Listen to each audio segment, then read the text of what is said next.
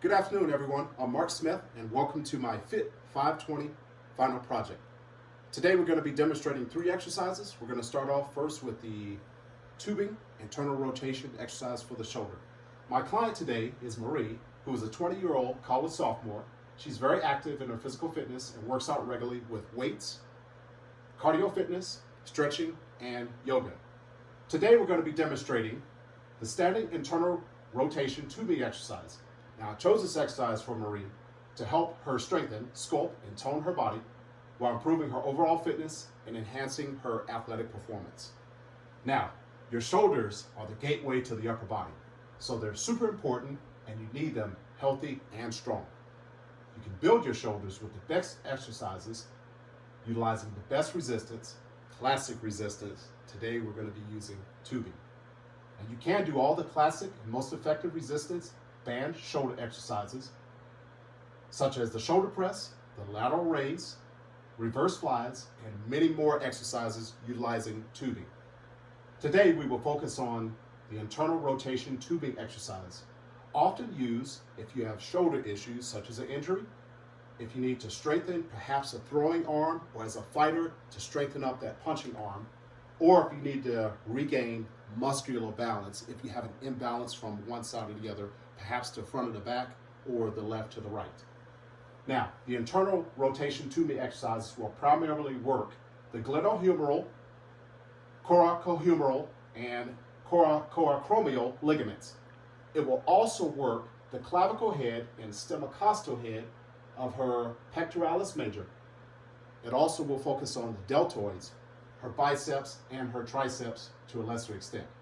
Today we're going to be utilizing a tubular band which is attached to my elliptical, which is weighted down, and this is going to give us a great example of how you still can perform these exercises at home, safely utilizing stuff around the house, equipment that you have around the house.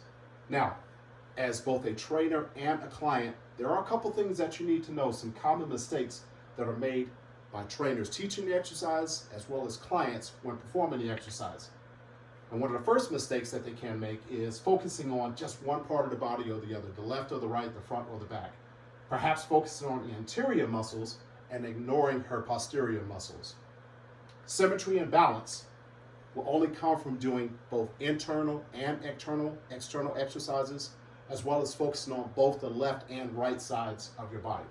Another common mistake is to go too heavy, perhaps on the weights, or using a tubing band that's too taut or too strong for your client. I want them to focus on learning proper technique first with a lighter band, and then as they gain a passing grade, which for us is going to be 90% or an A or better, now they could perhaps use a stronger band, work on increasing the strength and endurance of that exercise. A final mistake is improperly executing the exercise using body momentum to execute versus proper technique, where they set their good posture first and then focusing on the specific muscles that we want them to concentrate on. So we're going to work on all those today. Now, to perform the exercise, the first thing I want you to think about is securing the band to something steady. I have attached it to my elliptical. I've tested it. It's weighted down. That's going to hold for us today. So we're going to use a single band, securing it to the elliptical with the anchor starting off right at about waist height for her.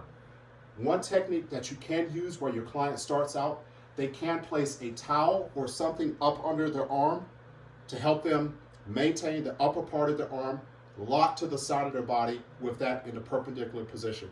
Now, Marie has been working on this exercise a little bit today, so she has chosen to not do that, but she's going to focus on keeping the upper part of her arm locked into the side of her body.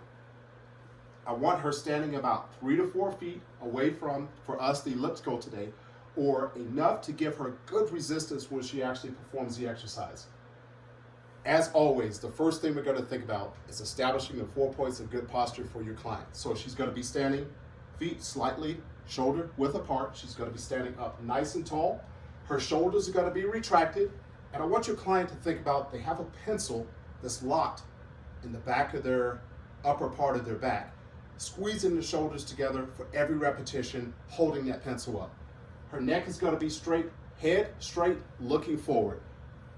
Please emphasize to your client to establish that good posture for every single repetition, every single exercise that they do. For the actual execution of the exercise, The lower part of her arm is going to be parallel to the floor with that elbow locked in the side. She has a good grip on the apparatus. I want you to ensure that your client rotates her hand inside with her hand coming in towards her navel for about a count of 2 to 3, and then rotates back out to the starting position.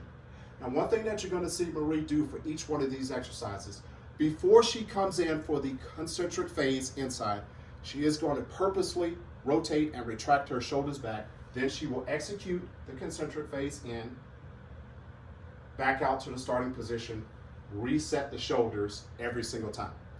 3 phases of our exercise. The preparation phase, that's getting your apparatus set, getting into 4 points of good posture. Central phase, concentric phase, coming in, rotating that hand in towards her navel. Eccentric phase, going back out to that starting position and reset.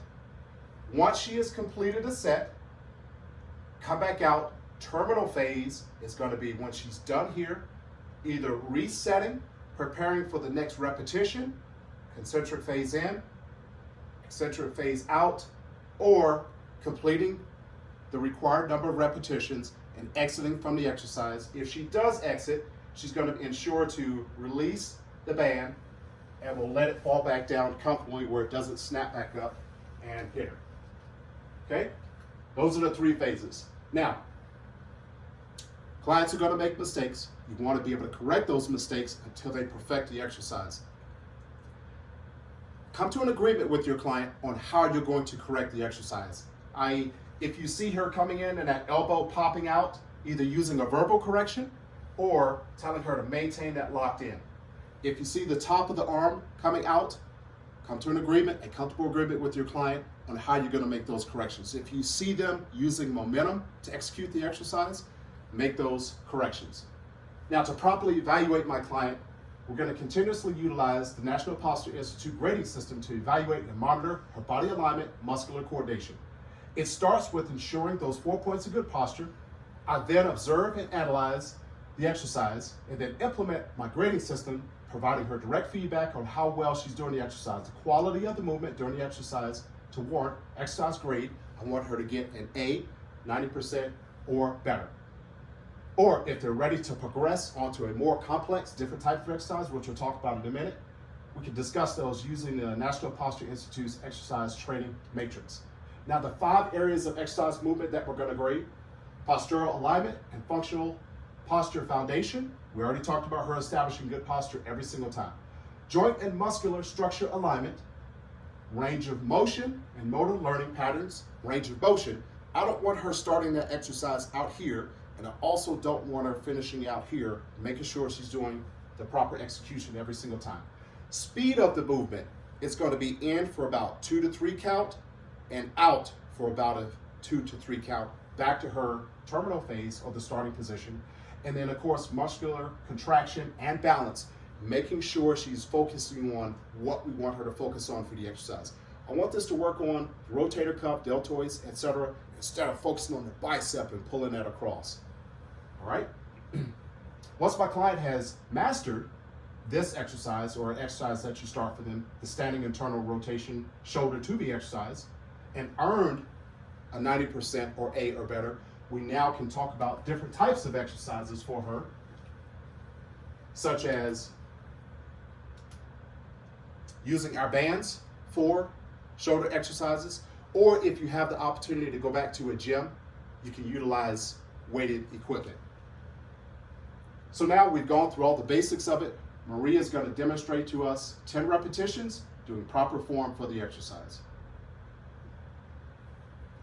As I'm watching her, we're going to evaluate movement and start thinking about any corrections that need to be made.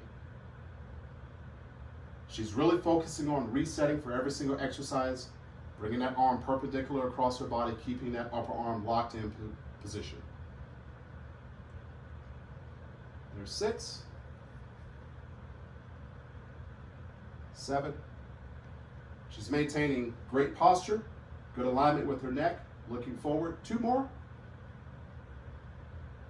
Bringing it across her body, more towards her navel here. And then giving us a great one for the last repetition. And 10. back to the terminal phase, and if necessary, I will help my client release from the exercise. Then we can make proper evaluations. That was a standing internal rotation shoulder exercise utilizing tubing. Thank you.